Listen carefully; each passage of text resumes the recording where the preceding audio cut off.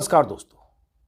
मोदी और शाह की सत्ता की नजर में विपक्षी नेता किस कदर चुभते हैं, विपक्षी नेताओं को निपटाने के लिए कैसी कैसी साजिशें होती हैं, विपक्षी नेताओं को सलाखों के पीछे भेजने के लिए कैसे एजेंसियां उनके पीछे लगाई जाती हैं, ये तो आप बहुत बार सुन चुके हैं, देख चुके हैं और बीते 48 घंटों से भी देख रहे हैं कि लालू यादव को किस ढंग से 10 घंटे ईडी ने बुलाया और 10 घंटे तक पूछताछ की।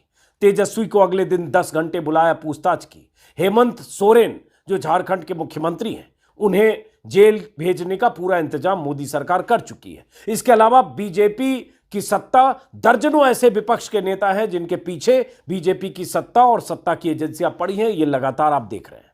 लेकिन जो खबर मैं अभी बताने वाला हूं, यह खबर जब मैंने कुछ घंटे पहले ट्विटर पर लाइव लॉ एक वेबसाइट है जो अदालती कार्यवाही को रिपोर्ट करती है, उसकी वेबसाइट पर जब मैंने खबर पढ़ी, 3 बार मैंने पढ़ा क्योंकि मुझे यकीन नहीं हो रहा था कि ऐसा भी हो सकता है। यह क्या है खबर? यह खबर यह है कि संसद में जो कुछ उत्पाती लड़के घुसे थे और जिन्होंने वो क्रैकर ले जाकर संसद में जो धुआं धुआं कर दिया था और उसके बाद संसद के सुरक्षा को ठेंगा दिखाकर जिस ढंग से संसद में दाखिल होकर हंगामा मचा दिया था, वो लड़के और उनके कुछ साथी गिरफ्तार हुए थे और उन लड़कों ने अदालत में जो कहा बहुत न सिर्फ सनसनीखेज है बल्कि हैरान करने वाला है, चौंकाने वाला है। और यह बताने के लिए काफी है, इस बात की तस्दीक करने के लिए काफी है कि विपक्ष के नेताओं को फंसाने के लिए क्या कुछ किया जा सकता है। लाइव लॉ और अलग अलग वेबसाइट में जो खबर छपी है, दैनिक भास्कर, अमर उजाला, हर वेबसाइट पर खबर आ गई है। उसके मुताबिक गौर से सुनिएगा क्योंकि मैंने 3 बार पढ़ी इस खबर को कि वाकई ऐसा हो सकता है क्या। जो 6 आरोपी पकड़े गए संसद की सिक्योरिटी को धता बताकर अंदर घुसने के आरोप में, और उनके कुछ बाहर थे, 2 अंदर थे, वो जो 6 कुल पकड़े गए, उनमें से 5 अभियुक्तों ने अदालत में यह कहा, दिल्ली की अदालत में, एडिशनल सेशन जज हरदीप कौर की अदालत में, कि दिल्ली पुलिस उन्हें टॉर्चर करके, उन्हें बिजली का झटका देकर, इलेक्ट्रिक शॉक देकर उन्हें मजबूर कर रही है कि वो इस बात को कबूल करें कि उनका संबंध विपक्षी पार्टियों के साथ है। अब जरा सोचिए, यह दिल्ली में जब घटना हुई थी 13 दिसंबर 2023 को, संसद की नई इमारत में जहां सिक्योरिटी फुल प्रूफ है, मल्टी लेयर सिक्योरिटी, उस सिक्योरिटी को ठेंगा दिखाकर, उस सिक्योरिटी को तोड़ते हुए 2 लड़के अंदर दाखिल हुए थे, उनके कुछ साथी बाहर थे और अंदर उन्होंने धुआं धुआं किया था। वो सब तस्वीरें आपने देखी, उत्पात मचाई, कूद फांद किया और पकड़े गए थे, उनकी कुछ पिटाई भी हुई थी। लेकिन अब उन 6 लड़कों में से, जो उनका पूरा गैंग ग्रुप था, उनमें से 5 ने कोर्ट को कहा है कि उसे धमकाया जा रहा है, डराया जा रहा है, उन्हें बिजली का झटका दिया जा रहा है कि विपक्ष के नेताओं से या विपक्ष से अपने रिश्ते कबूल करें।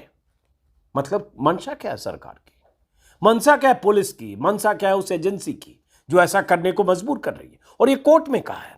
इसी खबर में उन लड़कों ने, उन आरोपियों ने, उन अभियुक्तों ने, उन उत्पातियों ने जिन्होंने संसद की सुरक्षा में सेंध लगाई, उन्होंने कहा कि प्रताड़ित किए जाने के दौरान बिजली के झटके दिल्ली पुलिस के लोगों ने लगाए। उन्होंने यह भी कहा कि पुलिस उनके साथ ऐसा बर्ताव करके यूएपीए के तहत अपराध कबूल करने और राष्ट्रीय स्तर के विपक्षी दलों के साथ संबंध स्वीकार करने के लिए दबाव डाल रही है। और इसके अलावा उन लड़कों ने, उन दोषियों ने, दोषी तो अभी क्या, उन अभियुक्तों ने यह भी कहा कि दिल्ली पुलिस पर प्रताड़ित करके, करीब दिल्ली पुलिस ने प्रताड़ित करके 70 सादे कागज पर जबरन दस्तखत करा लिए। मतलब 70 ऐसे सादे कागज, इस तरह के 70 पेपर पर, प्लेन पेपर पर उनसे दस्तखत कराएं। और ये तो पुलिस का तरीका होता है, रवैया होता है, ताकि उस पर बयान दर्ज कर ले उनके हवाले से कुछ भी। हालांकि ये भी है कि पुलिस के सामने जो बयान दिए जाते हैं वो अदालत में वो बयान टिकते नहीं है, क्योंकि अदालत के लिए वो बयान 164 में जो मजिस्ट्रेट के सामने दर्ज होते हैं वो ज्यादा मायने रखते हैं। लेकिन पुलिस उनसे क्या कबूलवाना चाहती है? जिन 2 आरोपियों को, अभियुक्तों को, उत्पातियों को बीजेपी के एक सांसद, जो कर्नाटक के सांसद, जो मोदी के करीबी माने जाते हैं, प्रताप सिम्हा की सिफारिश पर संसद में दाखिल होने का पास मिला था, जिन दो उत्पातियों को बीजेपी के सांसद की सिफारिश पर संसद में दाखिल होकर जिन दोनों ने हंगामा किया था और जिन प्रताप सिम्हा के खिलाफ कोई कार्रवाई नहीं हुई, वहां उन लड़कों को, उन आरोपियों को, उन अभियुक्तों को यह कहने के लिए मजबूर किया जा रहा है कि आप नाम ले लो राष्ट्रीय स्तर पर विपक्ष के नेताओं की। जरा सोचिए कि इसका मकसद क्या है। और यह अदालत में कहा है उन्होंने कहा है, जिन्होंने आरोप लगाए उनमें मनोरंजन डी, सागर शर्मा, ललित झा, अमोल शिंदे और महेश कुमावत है। छठी महिला आरोपी नीलम आजाद इस मामले में गिरफ्तार है, लेकिन इन लोगों ने यह आरोप लगाया।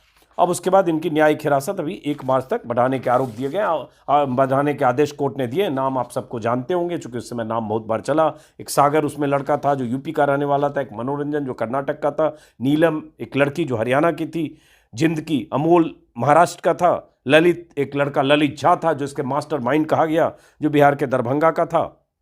ये संसद में घुसपैठ का मास्टरमाइंड है, इसी ने पूरा प्लान किया। महेश कुमावत राजस्थान का था। ये 5 लड़के, उसमें एक लड़की। वो पूरी कहानी तो आप बार बार सुन चुके हैं, लेकिन असली बात ये कि कौन फंसाना चाह रहा है। मामले की जांच दिल्ली पुलिस की जो स्पेशल सेल है वो कर रही है। और क्या दिल्ली पुलिस को ऊपर से निर्देश था कि इनको मारकर, पीटकर, करंट लगाकर, टॉर्चर करके कबुलवा लो कुछ नाम? और कुछ नाम तो किसका नाम कबुलवाना दिल्ली पुलिस चाहती थी, और किसके इशारे पर दिल्ली पुलिस किसी का नाम उनसे कबुलवाना चाहती थी? इसका पता चलेगा क्या? कोर्ट में अभी उन्होंने ऐसी दरखास्त लगाई है, कोर्ट में ऐसा बयान दिया है, ऐसा कहा है।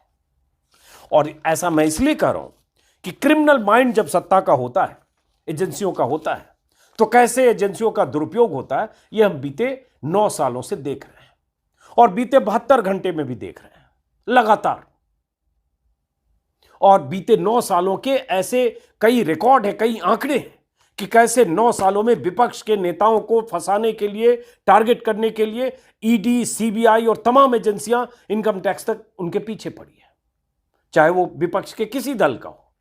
और तभी तक एजेंसियों ने उसका पीछा किया जब तक वो बीजेपी में शामिल नहीं हुए। और इस पर बहुत बार हम लोग बात कर चुके हैं, चाहे वो अजीत पवार हो, चाहे हेमंत बिस्वा शर्मा हो, चाहे मुकुल रॉय हो, चाहे शुभेंदु अधिकारी हो। ऐसे बहुत सारे लोग हैं जिनके पीछे केंद्रीय एजेंसियां पड़ी हुई थी। जैसे उन्होंने बीजेपी का दामन थामा, कोई मुख्यमंत्री बन गया, कोई विधायक बन गया, कोई डिप्टी सीएम बन गया, जिसके खिलाफ प्रधानमंत्री मोदी 5 दिन पहले तक कह रहे थे 70,000 करोड़ के घोटाले का आरोपी है और हम किसी को बख्शेंगे नहीं। 5 दिन बाद वो महाराष्ट्र की सरकार में डिप्टी सीएम बन जाता है अजीत पवार।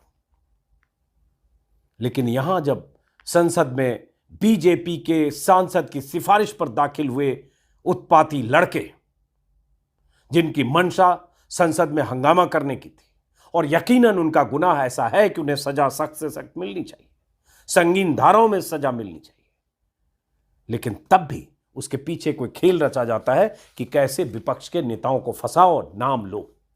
पता नहीं प्रधानमंत्री मोदी जी क्या चाहते हैं। विपक्ष से इतनी दिक्कत, इतनी नफरत, चाहते हैं विपक्ष मुक्त भारत हो जाए, विपक्ष मुक्त संसद हो जाए, जिस लोकतंत्र की आत्मा, जिस लोकतंत्र की बुनियाद, जैसे सत्ता पक्ष है वैसे ही विपक्ष है।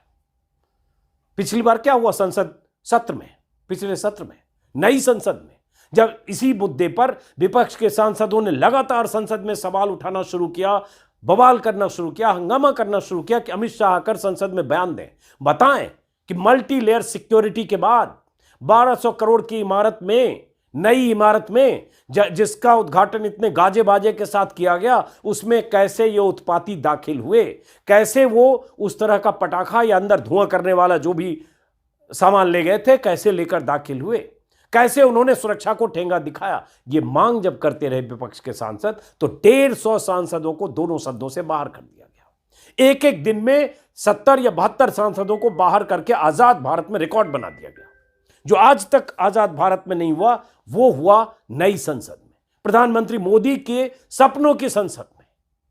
लेकिन बाहर तो सत्र से हुए, खेल उसके बाद चल रहा था कि जो पकड़े गए, जो अभियुक्त, उनसे नाम लिखवा लो किसी का। पता नहीं किसका नाम लिखवाना चाहते थे, क्या चाहते हैं मोदी जी। संसद में भी विपक्ष ना रहे, राज्यों में भी विपक्ष ना रहे, विपक्ष का कोई मुख्यमंत्री ना हो, विपक्ष की सरकारें गिराने के लिए साजिशें करें, कोई नीतीश कुमार जैसे पलटी मार को फिर से ले आए, जिनके लिए कहते थे कि एनडीए के दरवाजे बंद हैं, उनके लिए दरवाजे खोल दें, और उसके बाद जहां सरकार बची है वहां सिटिंग मुख्यमंत्री को कैसे जेल के पीछे भेजते हैं। ये पूरी दुनिया देख रही है, लेकिन कोई फर्क नहीं पड़ता इस सत्ता को। देखते जाइए अभी क्या होता है। अभी 2.5 महीने बाद चुनाव है, पता नहीं कितने विपक्ष के नेता अभी सलाखों के पीछे जाते हैं, भेजे जाते हैं, या किन के पीछे एजेंसियां होती हैं। 2.5 महीने का हमें इंतजार करना पड़ेगा, और उसके बाद अगर मोदी जी आ गए 2024 में, तो अगला 5 साल क्या होगा इसकी हम आप कल्पना नहीं कर सकते। बहुत सारे लोग हम लोगों को भी डराते हैं, फोन करते हैं, बच के रहिए, सतर्क रहिए, अब बारी आप लोगों की भी होगी, कभी भी आप लोग भी सलाखों के पीछे जाएंगे। तो देखते हैं। तो फिलहाल इस वीडियो को यहीं खत्म करते हैं दोस्तों, इस चिंता के साथ कि इस चिंता में एक नागरिक के तौर पर अगर आप सोचते हैं तो आप भी चिंतित रहिए, सोचिए क्या हो रहा है देश में। लोकतंत्र का मतलब क्या मोदी तंत्र है? लोकतंत्र का मतलब सिर्फ सत्ता है, लेकिन मोदी जी के लिए है, और मीडिया का काम यही है कि जो मोदी चाहते हैं, जिस तरह का नैरेटिव मोदी चाहते हैं, जिस तरह से मोदी विपक्ष को खत्म करना चाहते हैं, जिस तरह से मोदी विपक्ष संसद मुक्त विपक्ष मुक्त संसद बनाना चाहते हैं, या विपक्ष मुक्त भारत बनाना चाहते हैं, उसमें मीडिया भी मोदी के साथ ताल में ताल मिलाकर कदम ताल करता हुआ उसी तरह का नैरेटिव घटता है कि आपको लगे कि विपक्ष के जितने नेता हैं, जितने मुख्यमंत्री हैं, जितने मंत्री हैं, जितने किसी पार्टी के अध्यक्ष हैं, सब चोर हैं, बेईमान हैं, भ्रष्ट हैं, और राजा हरिश्चंद्र के वंशज अगर हैं तो मोदी जी हैं, योगी जी हैं, बीजेपी सरकारों के मुखिया हैं। यह आपके दिमाग में बार बार भरा जा रहा है, लेकिन ठंडे दिमाग से सोचिएगा, 17 राज्यों में बीजेपी और उसके सहयोगी दलों की सरकारें हैं। उन राज्यों में किसी मंत्री की गिरफ्तारी हुई, किसी सांसद की गिरफ्तारी हुई, किसी मुख्यमंत्री के घर ईडी गया, किसी बीजेपी के बड़े नेता के यहां छापे पड़े? क्या उन राज्यों में करप्शन नहीं है? क्या उन राज्यों में कोई घोटाला नहीं हो रहा है? क्या उन राज्यों में घपलेबाजी किसी महकमे में नहीं हो रही? सोचिएगा जरूर। फिलहाल इस वीडियो को खत्म करते हैं। वक्त चिंता करने का है और चिंतित होने का है। फिर मुलाकात होगी। नमस्कार।